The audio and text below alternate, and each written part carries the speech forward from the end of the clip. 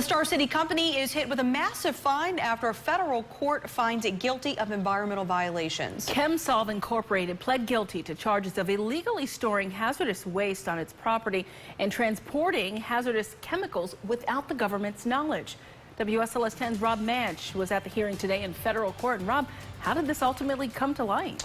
Well, hey, Don, as you mentioned, there are two charges here. The first occurred in June of 2012 when the company spilled the hazardous chemical ferric chloride on its property. But the company didn't properly test the chemicals or include them in the driver's manifest when having it transported to a disposal facility. The second offense was discovered through a search warrant. The Environmental Protection Agency, or EPA, discovered that for almost a year, between 2013 and 2014, Chem-Solv had been storing hazardous waste on its property without a permit.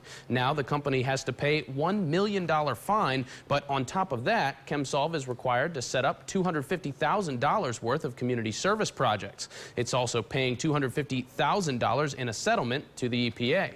In a statement released today, the company says, quote, "We agree with the government's statements during today's hearing that the spill in 2012 was accidental and that errors were made by Chem-Solv and one of our vendors, WEL. Once we learned of the issue, the shipment in question was properly managed and disposed in accordance with the law." Now, Chem-Solv has been operating in Roanoke since 1982. As part of the plea agreement, the government is also requiring the company to develop an environmental compliance plan and have each of its facilities audited on a yearly basis. Now, while the company did plead guilty today, that punishment isn't final. An official sentencing date has been scheduled for April 8th at 2 p.m. in federal court.